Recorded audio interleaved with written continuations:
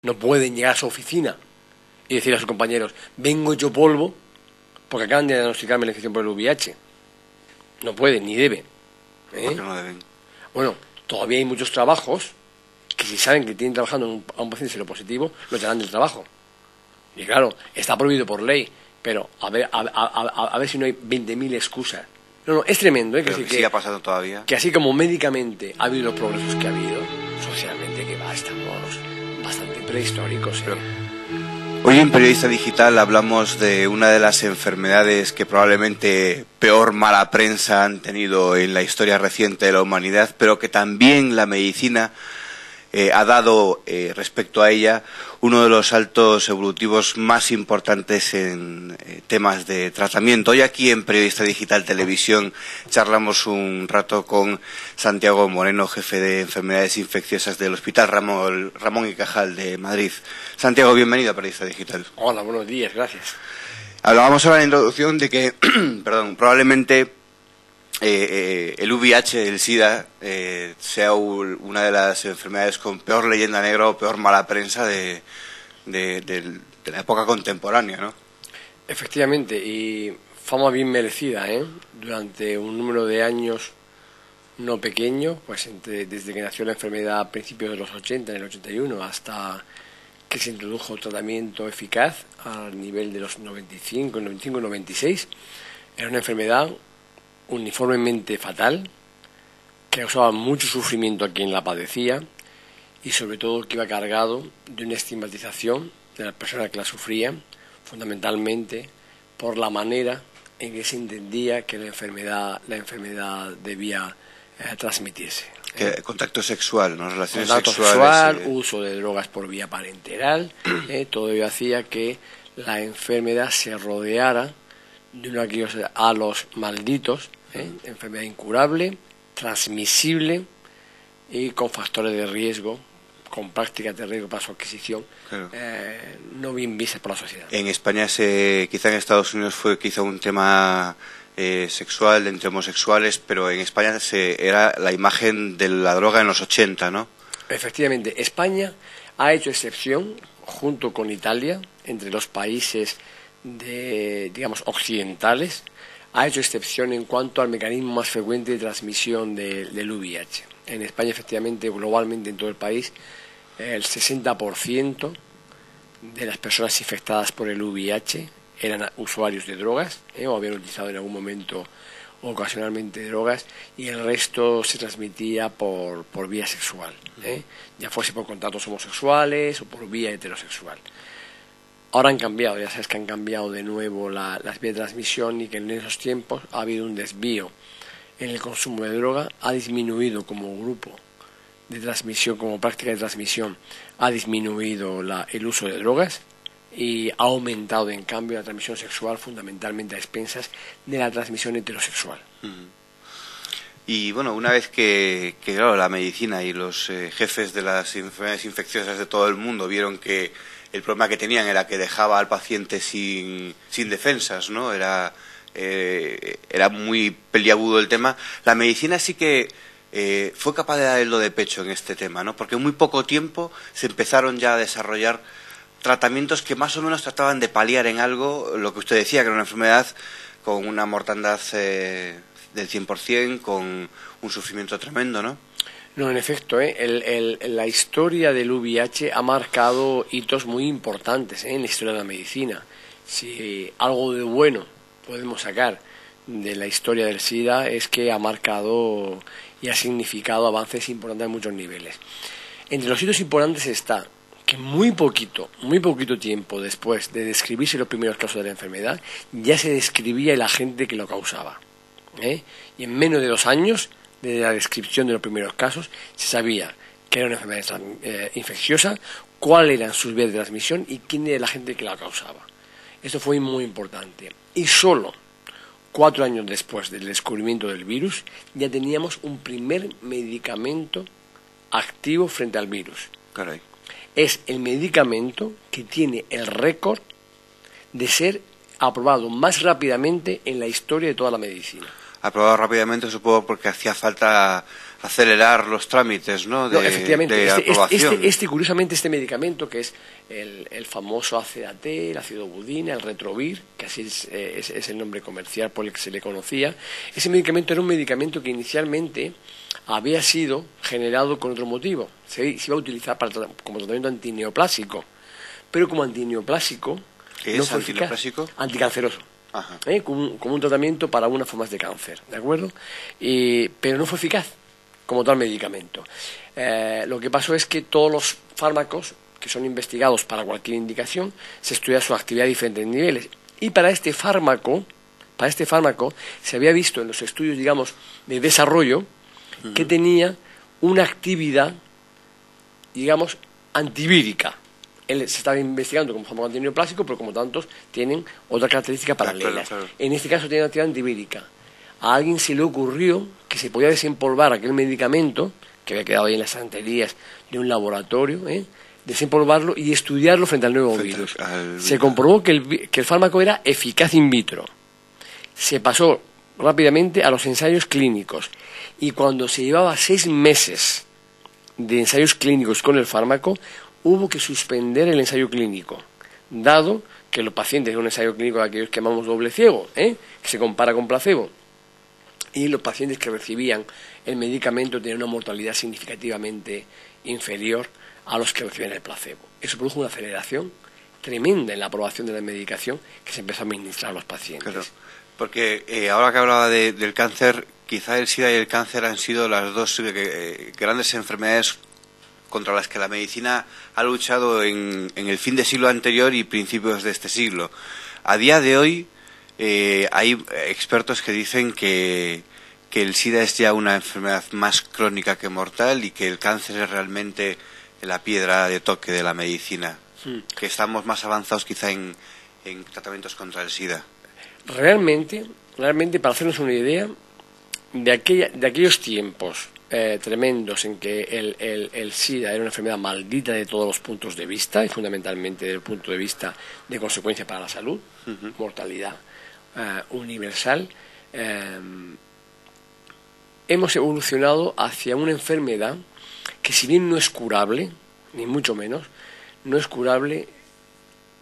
Todo paciente que sea adecuadamente tratado en una fase relativamente precoz de la enfermedad, todo paciente es convertible en un enfermo crónico. No hay posibilidad de morirse, si me quieres entender de esta manera. Claro, si sigue ese tratamiento que efectivamente. Se te pone. La gran diferencia entre los tumores, el cáncer y la infección por el VIH es que la infección por el VIH se trata de una enfermedad infecciosa, cuyo agente productor es bien conocido y frente al cual se dispone de medicamentos activos. La enfermedad no es curable en sí porque el virus tiene mecanismos de reproducirse dentro de la célula que hace que de momento no se pueda erradicar. Claro, es que ahí está el tema, ¿no? El ser capaces, la ciencia de expulsar ese agente, ¿no? Lo va a ser, lo va a ser. Se conoce en gran medida cuáles son los mecanismos que hacen que el virus se reproduzca dentro de los organismos y no sea erradicable. Y hay gente trabajando en darles la vuelta a aquellos mecanismos por lo que el virus no deja de estar en el organismo nuestro para intentar efectivamente echarlo de manera definitiva. Eso se conseguirá, pero ahora mismo vivimos una situación en la cual a los pacientes se les puede garantizar que si nosotros hacemos bien las cosas y ellos también, no hay ningún motivo para que su salud se resienta lo más mínimo. Lo cual, lo digo por seguir comparando con el cáncer, lo cual no siempre es posible de poder confirmar según qué tipo de tumores. Claro. Porque lo que decía ahora de si hace bien el trabajo el médico y hace bien su parte el paciente, está que uno de los hándicaps de tratamiento contra el SIDA era que era un cóctel de pastillas muy complejo a una hora determinada, un fármaco determinado. Ahora ustedes han desarrollado y se ha aprobado un medicamento a tripla, si no me equivoco, que lo que hace es simplificar maravillas esto, ¿no? Esta complejidad del tratamiento. En efecto. El gran cambio, o sea, el hito realmente importante del tratamiento fue el año que se introdujeron y se descubrió que combinando varios medicamentos el virus era controlable. Uno podía por primera vez, subir de manera permanente y persistente las defensas que el virus había ido disminuyendo. Esto fue en el año 95-96, ahí se universalizó. Había que pagar, sin embargo, entonces un precio por mantener a los pacientes en buen estado de salud. Y es que los medicamentos iniciales que utilizamos hace tan solo 10 años eran medicamentos que incluían gran número de pastillas dadas a diferentes horas del día, que tenían requerimientos específicos. Unas tenían que tomar con mucha agua, otras con comidas ricas en grasa, algunas tenían que ser en ayunas, y eso obligaba a los pacientes a hacer varias dosis al día, con muchas pastillas. Muchos pacientes recibían entre 15 y 20 pastillas al día, y hacía que los pacientes no pudieran cumplir bien su tratamiento. Tanto ellos como nosotros hemos dicho en muchas ocasiones que lo raro era que alguien lo hiciera bien, tan complejo era. Y ellos siempre decían que al final estaban viviendo para tomar pastillas y no tomando pastillas para vivir, porque están comiendo todo el día. Que tienes que organizar tu vida en función de las pastillas. Claro. Y ser avisados continuamente con el teléfono móvil, el reloj, para acordarse que tienen que tomar las pastillas. Esto condicionó en gran medida el éxito del tratamiento, Y había pacientes y muchas personas que tenían que dejar los tratamientos por la complejidad de los regímenes. Y era tan esclavo que si te descuidabas un par de horas o 3 horas en tomarte las pastillas, el virus aprovechaba para salir de nuevo. Ese es el gran problema de ese tipo de tratamientos, que en una semana, como no hagas una toma o como tal, no, así era, todos los especialistas dicen que se revoluciona, ¿no? Era la exigencia, a diferencia de la inmensa mayoría de las enfermedades que tratamos, la exigencia era que para que el tratamiento funcionara se precisaba tomar adecuadamente el 95% de las dosis. Es decir, un fracaso en más del 5% suponía fracasar el tratamiento por completo. Bueno, pues la industria farmacéutica ha ido progresivamente mejorando esa dosificación, mejorando el número de pastillas, el número de dosis, la tolerancia a los medicamentos, y ya la culminación de los esfuerzos ha venido con, hace unas semanas que se aprobó algo que para nosotros era una especie de mito, que muchas veces prometimos a los pacientes. Algún día tendremos una pastilla única, decíamos siempre. Algún día tendremos. Oye, y era de aquellas cosas que pensábamos que por lógica tendría que pasar, pero que no sabíamos si sería en qué siglo, ¿no? Claro. Oye, pues sí, tenemos ahora ya una pastilla que teóricamente permite el tratamiento perfecto, que además no solamente es ya la ventaja de que sea una pastilla única, que si quieres, desde el punto de vista psicológico, es tremendamente importante. Iba a preguntar los efectos psicológicos que eso tiene el paciente. Oiga, ¿va usted a dejar de tomar decenas de pastillas y le vamos a dar una? Esto. Y se vaya a su casa con un solo botecito. No como ahora, hoy todavía, que la gente se va con 3, con 4, con 5 botecitos de diferentes pastillas para poder tomárselas. Y ahora con un solo botecito, que puede guardar en el frigorífico, fuera del frigorífico, donde quiera, tan discreto como quiera, se la puede tomar. Que si sale por la noche y si quiere tomar la pastilla, solamente si tiene que tomar una.